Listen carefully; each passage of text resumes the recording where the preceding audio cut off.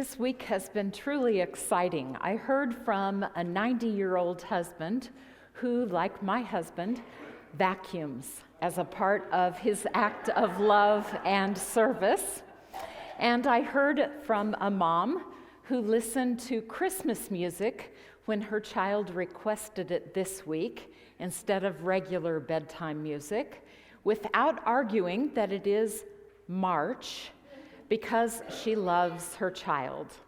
And I heard from a wife who said that her husband quietly got bed linens out of the dryer, went upstairs, and made the bed without saying a word to her.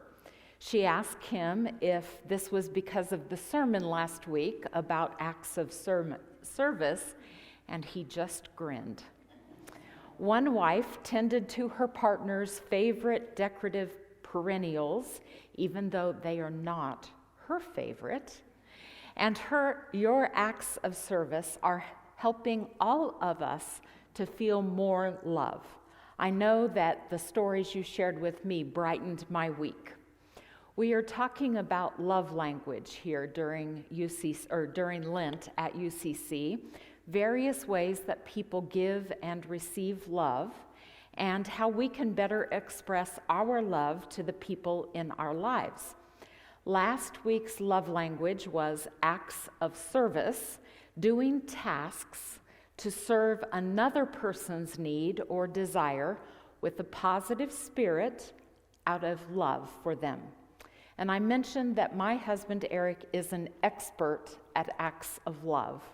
He regularly takes care of these tasks around our home, and I am very grateful. I especially appreciate a cup of hot coffee when I drag myself out of bed. That is one of the best acts of service he does.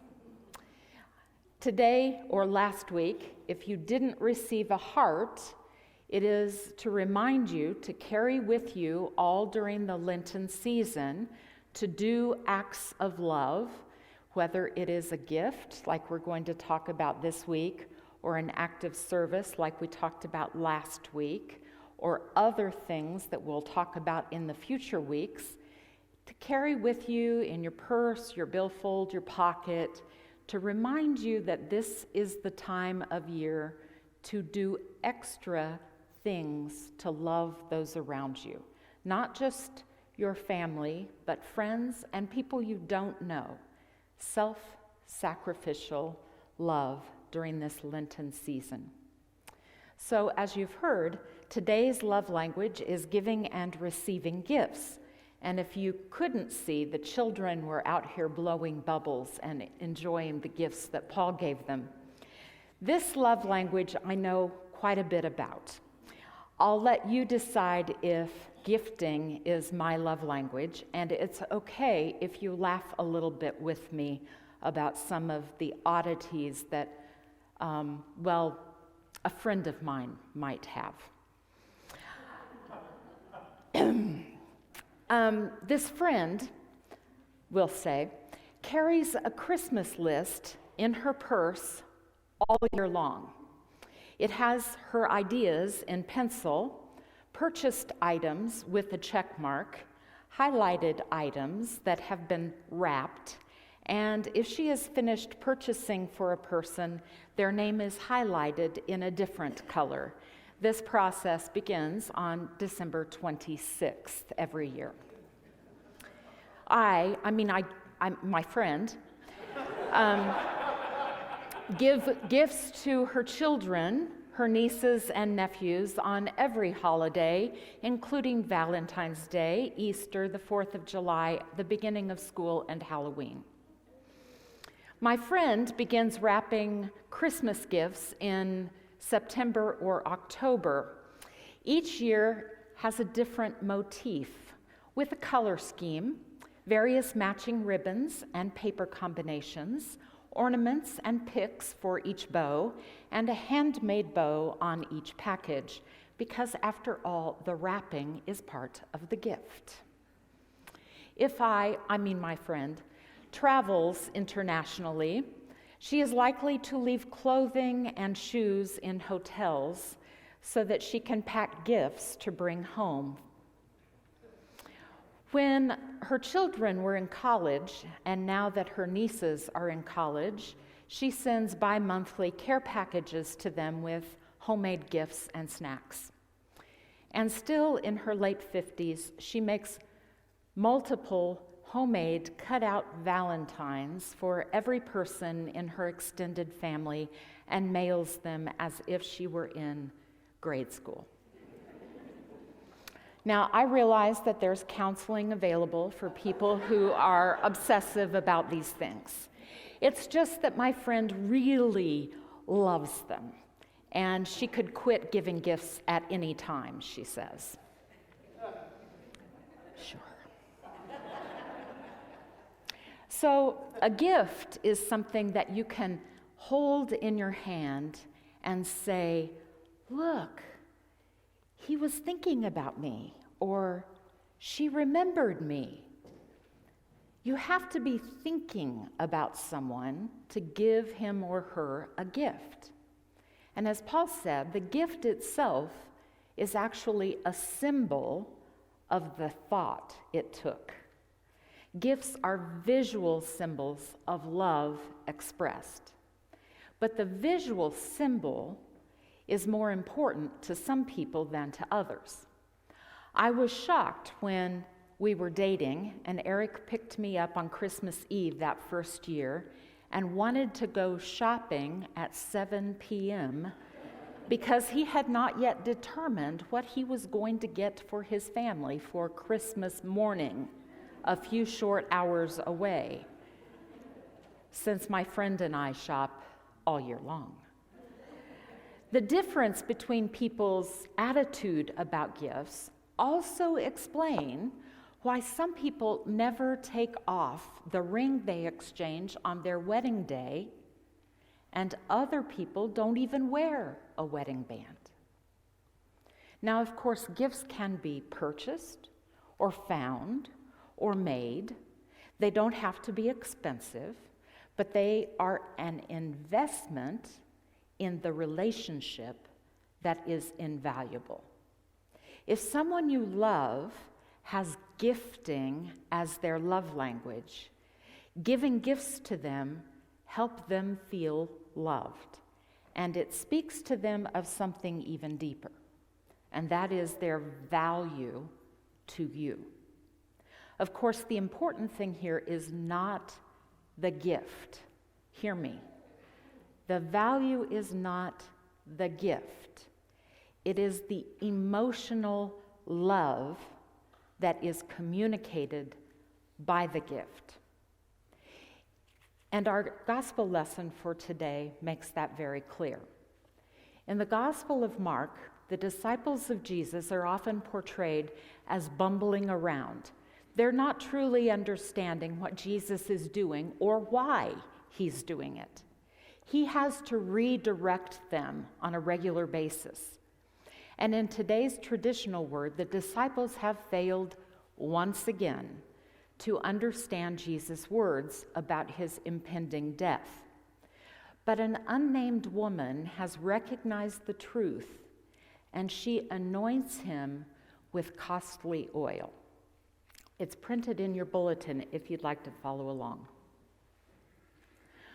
While Jesus was at Bethany in the house of Simon the leper, as he sat at the table, a woman came with an alabaster jar of very costly ointment of nard.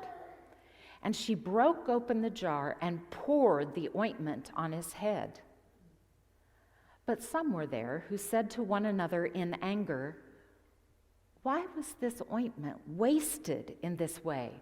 For the ointment could have been sold for more than 300 denarii and the money given to the poor."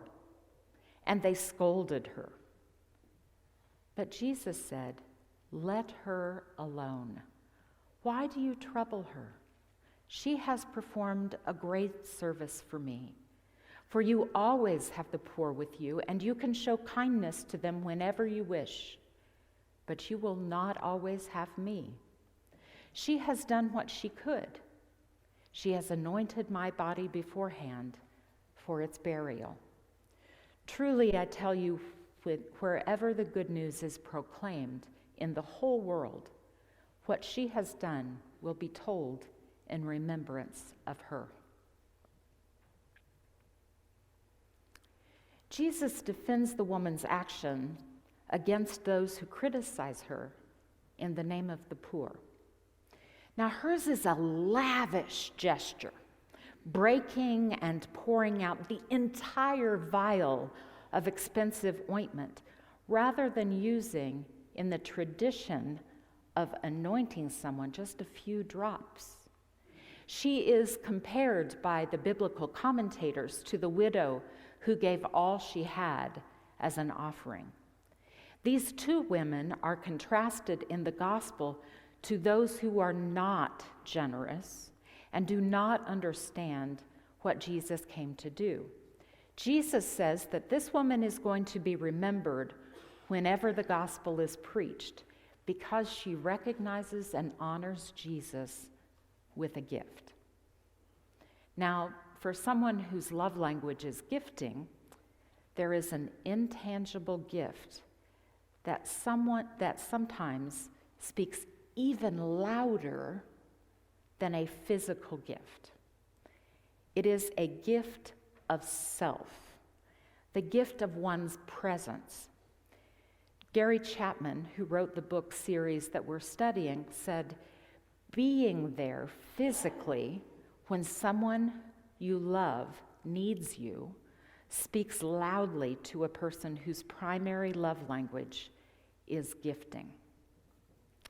This week I noticed a picture of a dog with one of those cones on his head. A lot of people call him the cone of shame. The dog was laying down and looked terribly defeated. I mean, he had quite a pitiful look on his face. You could tell the dog was having one of those tough days. Inside the cone, right next to his pitiful face, was a small cat, snuggled up, ear to ear, cheek to cheek, with the dog 10 times its size. And the caption read, "When someone is going through a tough time, just sit with them. No preaching, no advice, just be there." Now, for someone whose love language is gifting, your physical and emotional presence with them when they need it most is a gift. When they are grieving or hospitalized or having a terrible day, when they're sick, or on the converse, when they're celebrating something significant, they want the people they love the most to show up. The physical presence of the loved ones they have is a gift to them. In Chapman's words, physical presence in the time of crisis is the most powerful gift you can give someone if your loved one's primary love language is gifts. Your body becomes the symbol of your love. Remove the symbol, and their sense of love evaporates. At the same time, a gift without any emotional connection will not really matter to someone whose love language is gifts. For example, sometimes parents who are divorcing will shower their children with gifts to try to demonstrate their love and gain favor with their children. But those children will quickly learn whether the parents follow up with phone calls and quality time and physical presence at important times in their lives and genuine love. The child will be able to sense whether the gift giving is a substitute for actual love and a genuine act of a greater love that includes other behaviors. So shallow gift giving does not fill the emotional needs for people whose love language is gifting. Each person in the workplace also has a love language. What makes employees feel valued and appreciated varies accordingly. So being well paid and verbally thanked is important, of course, but employees may appreciate other forms of acknowledgement, and those vary according to their particular love language. For people whose love language is gifting, one possibility is giving them gift cards or tickets to events or some other expression of appreciation. But it's important to note that the gift should reflect their personal interests. People who value gifts as an act of appreciation actually tend to react negatively when someone is given the same gift in the office, because it appears that the giver didn't think much about the individuals to whom they were giving the gifts. So one way to counter this is to have a supervisor or the gift giver send a handwritten note along with gifts to make that standard gift to everybody personalized, because it gives evidence of time and effort. So each week during Lent, we're going to talk about a different love language and how it affects your relationships with family and friends and colleagues. And of course, it's important to know your own love language and to tell those who are important to you the best ways to reach out to you. Don't leave them guessing about what matters most and how to make you feel important. That's your responsibility. Don't leave them guessing. So, at the same time, you can ask those you care about to tell them what their love language is. So, is it acts of service, like we talked about last week, or gifting, quality time, physical touch, or words of affirmation? Acts of service, these are listed in your bulletin.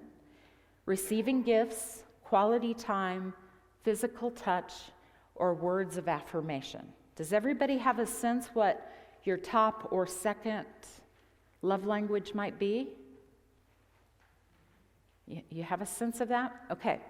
So this week, your challenge is to think about the people in your life and consider what person might need a gift, and then give them something small. It can be new, it could be used or homemade, but given specifically with them in mind. And remember the woman whose name we will never know, who poured a whole jar of costly ointment on Jesus to anoint him, just because she wanted to give him a precious gift from her heart. She was the only one who understood that it was the last gift he would receive. Amen.